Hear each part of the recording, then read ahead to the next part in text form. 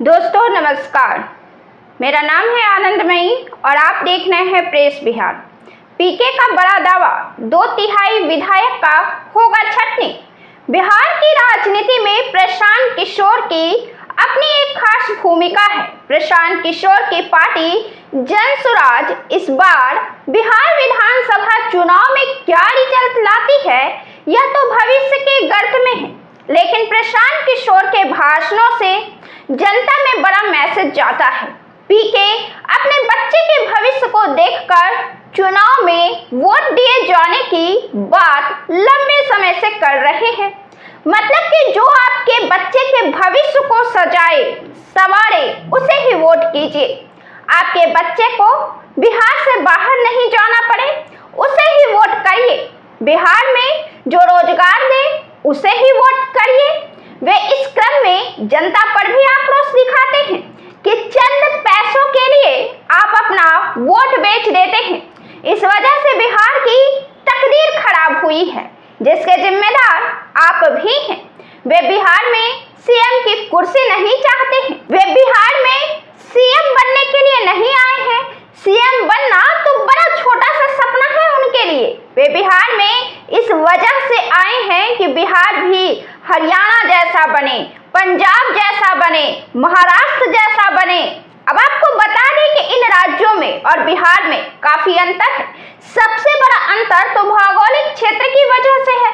फिर भी अगर बिहार को सही मायनों में विकास की राह पर ले जाने के लिए दृढ़ हुआ जाए, सोचा समझा जाए और इस दिशा में कदम बढ़ाया जाए, बिहार को उन्नत बनाए जाने की दिशा में कार्य किया जाए, तो कई ऐसे अवसर नजर आएंगे जहां नए सिरे से शुरुआत की जरूरत महसूस होती है बिहार में। प्रशांत किशोर का कहना है कि जब बिहार में हरियाणा, गुजरात, महाराष्ट्र और पंजाब से लोग आए तब मानेंगे कि बिहार में विकास हुआ है। बात अगर इन राज्यों और बिहार की करें तो कई मायनों में यहाँ बड़ा अंतर है। सबसे बड़ा अंतर तो भौगोलिक क्षेत्र को लेकर है, जो इन राज्यों को बिहार से बिल्कुल भिन्न करती है। एकदम बिहार से अलग एक नई तरह की पहचान देती है। और इसके बाद पूंजी का अंतर है। जो पूंजी वहां लगाया जाता है और बिहार से मजदूर यहाँ कमाने को जाते हैं। महाराष्ट्र में, मुंबई में देश विदेश की बड़ी राष्ट्रीय अंतर्राष्ट्रीय कंपनी खुली है, जो रोजगार के बड़े पैमाने पर अवसर उपलब्ध कराते हैं। यह देश की आर्थिक राजधानी के नाम से जाना जाता है। गुजरात भी फैक्ट्री के लिए प्रसिद्ध है। हरियाणा और पंजाब खेती के लिए जाना जाता है। हरियाणा प्रति व्यक्ति आय के मामले में देश का दूसरा बड़ा राज्य है। यह भारत के अमीर राज्यों में से एक माना जाता है। हरियाणा का योगदान हरित क्रांति में भारी रहा है। तब हरियाणा और पंजाब एक ही राज्य में हुआ करते थे।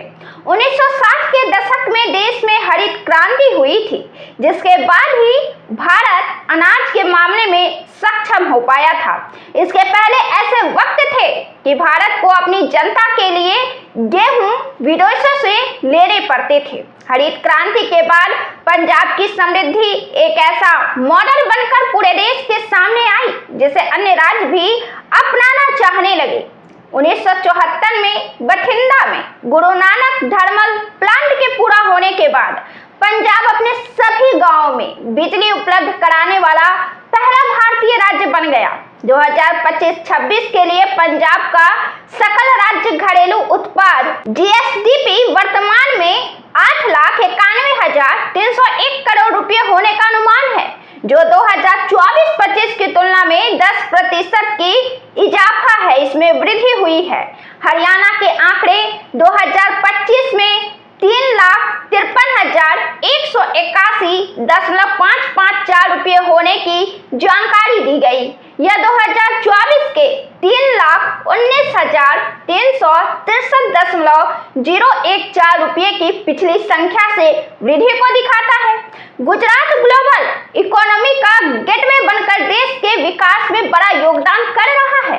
आज गुजरात ऐसे अनेक क्षेत्रों में पायनियर बना है, जो अगले 25 वर्ष की वैश्विक अर्थव्यवस्था का निर्णय करने वाले हैं। 2025-26 के लिए महाराष्ट्र का सकल राज्य घरेलू उत्पाद यानी कि जीएसडीपी वर्तमान में 49,39,355 करोड़ रुपए होने का अनुमान है, जो 2024-25 की तुलना में 9% की वृद्धि है।